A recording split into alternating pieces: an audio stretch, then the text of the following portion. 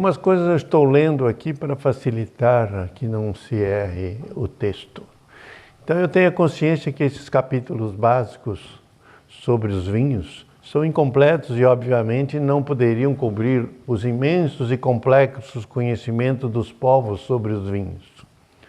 Escolhi, por exemplo, os países mais importantes conhecidos dos amantes do vinho, as regiões europeias citadas como importantes, a Itália, França, Espanha e Portugal, são como padrões referenciais básicos, pois em quase todos os países as técnicas, culturas de vinificações e regulamentações legais são bastante semelhantes. Nós vamos fazer um curso, então, praticamente em 3 aulas básicas, mas que seria conveniente subdividir em vários capítulos cada aula, para que cada um que quisesse acompanhar esse curso completamente visse quantos capítulos quisessem por dia, mas podem voltar, pode prosseguir, pode gravar o texto de outra maneira. Então é importante que cada um complete o curso com a visualização desse curso. Então, o início seria a história do vinho e dos vinhedos, noções básicas de vinicultura e enologia, a degustação dos vinhos, países importantes na produção dos vinhos e, por último, uma revisão sobre champanhes e vinhos espumantes. Uma definição que feita pelo autor é a seguinte: o vinho é uma mistura de ciência, arte e paixão. Sua elaboração é regida pelas leis científicas da física e química. São artisticamente adornados pelos enólogos ou artesãos com as belezas de suas cores, transparências, brilhos, aromas, sabores. A arte das misturas lhes dão aromas mais complexos e versáteis, profundos e ainda com gostos mais sublimes e indescritíveis. É uma composição manipulada pelos verdadeiros conhecedores dessa arte, que levam aos seus amantes, artesãos ou consumidores, não uma definível sensação de soma de partes, mas um todo inebriante, contagiante a uma paixão. O vinho não é muito diferente de outros interesses e passatempos humanos. Quanto mais trabalho você dedica a ele, mais agradável isso se torna. As origens dos vinhos estão muito distantes, está há 7.000 anos atrás, ou seja, 5.000 anos antes de Cristo.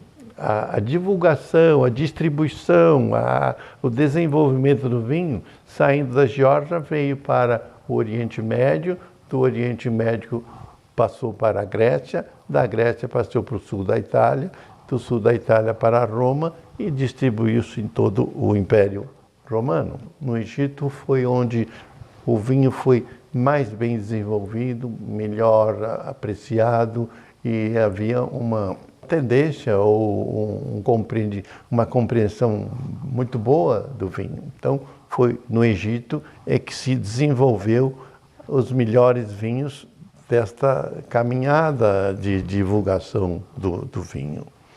Então, hieroglíficos antigos já mostram que a presença do vinho desde o tempo dos faraós. Então, nos anos 1500 a.C., já existia uma produção mais ou menos importante de vinhos no Egito. No Egito, possivelmente, Cleópatra e Marco Antônio bebiam esses vinhos iniciais, feitos no Egito, e também vinhos que vinham da Palestina e da Síria, e da Etiópia também. Quem bebia vinho, na verdade, no Egito eram os faraós, os sacerdotes e os militares, porque o povão bebia a mesma água do Egito e tipo de uma aguardente de romã também. Os recipientes mais simples para o transporte dos vinhos eram cônicos e bastante resistentes, tinham uma forma cônica que podia ser fincada até nas praias onde chegavam as caravanas ou as distribuições marítimas do vinho.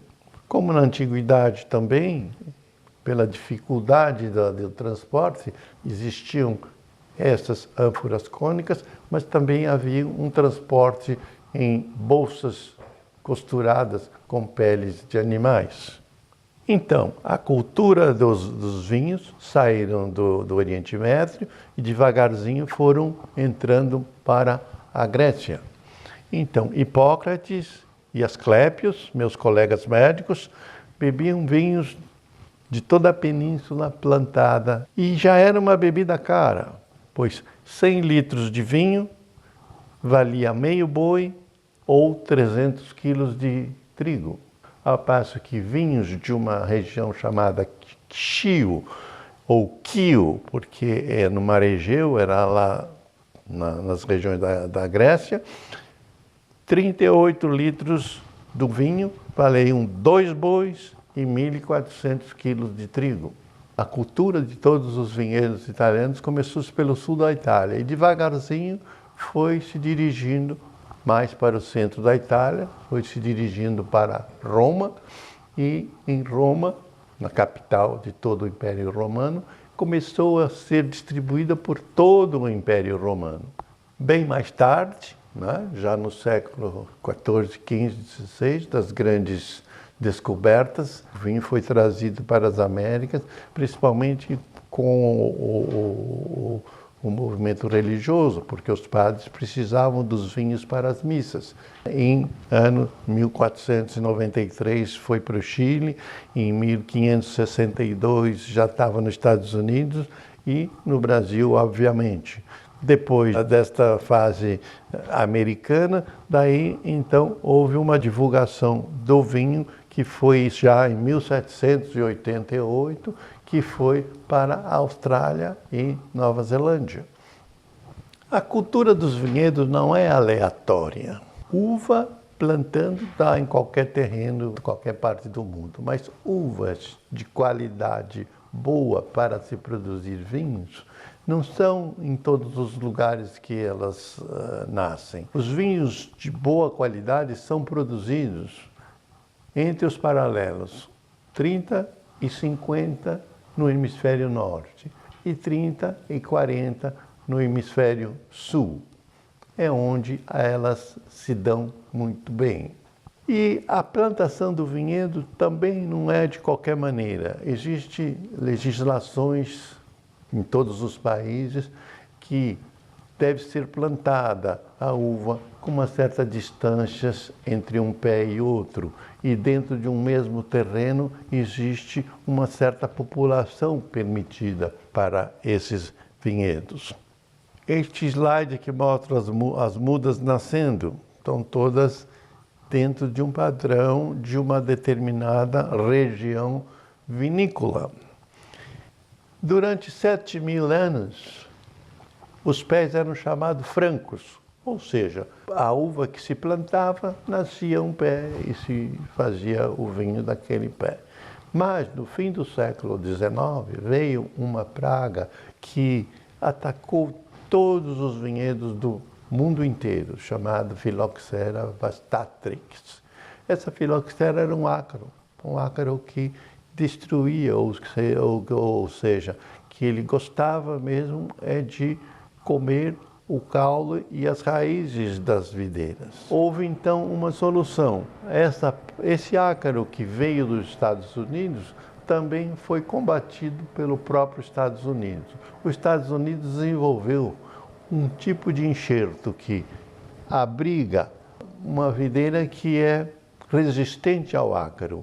E depois, fazendo-se um enxerto em cima dessa raiz, desse pé resistente, poderia-se ser enxertado as várias espécies, as várias qualidades de uva. Então, no mesmo enxerto, quer dizer, dentro de um enxerto desse tipo, pode ser enxertado Cabernet, pode ser enxertado Merlot, pode ser enxertado Chardonnay, pode ser, não, foram feitos isso como solução para a defesa contra esses ácaros. Todos os vinhedos atualmente são chamados de vinhedos enxertados. Todas as uvas que hoje a gente tem interesse em plantar, a gente tem um enxerto que é o resistente e tem o enxertado da uva que se quer plantar.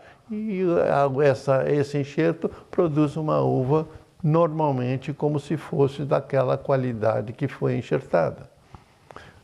Os vinhedos e os solos são tratados com vários defensivos, então anualmente existe uma certa sequência de defensivos permitidos pela lei para ser utilizados nos vinhedos que produzem vinhos.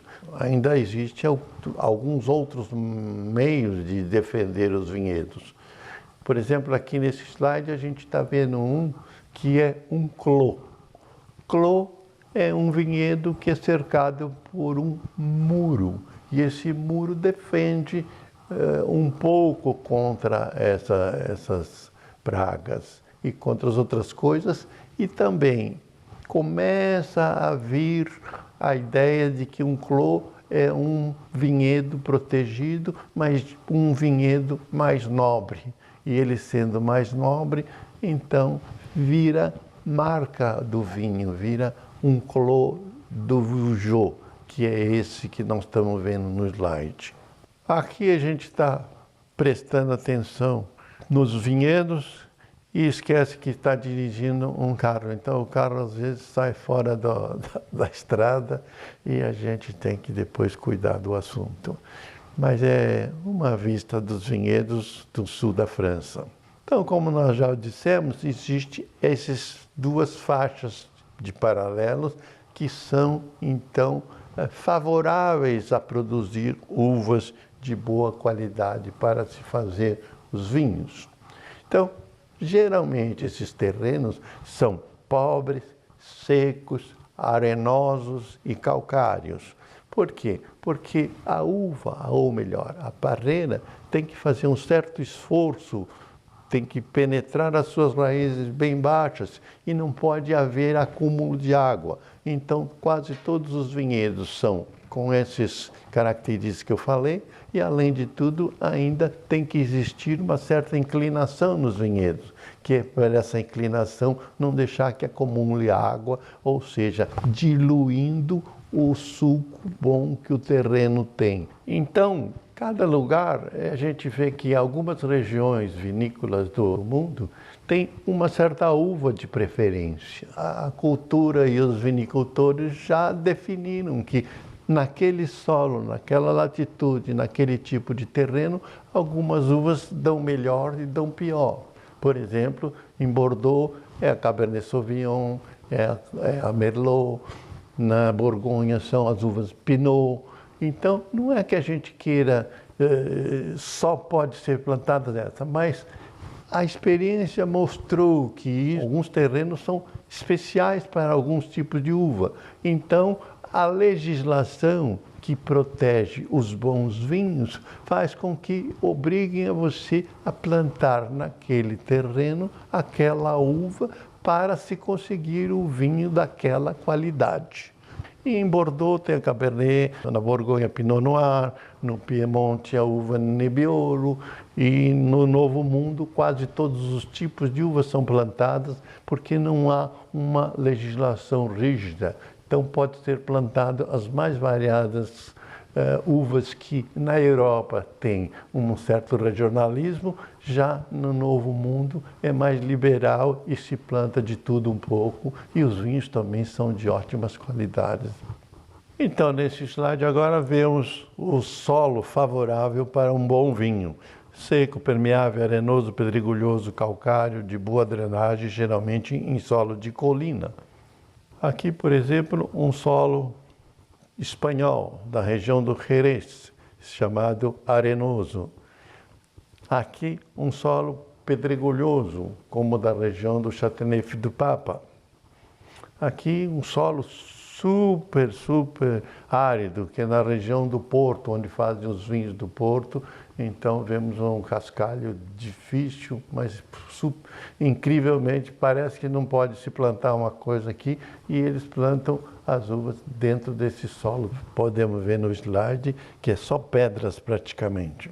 Então, além do solo, que é a grande fonte de todas as substâncias que as uvas absorvem e transformam em coisas boas, também tem o clima. São as duas coisas importantes para se produzir um vinho de boa qualidade.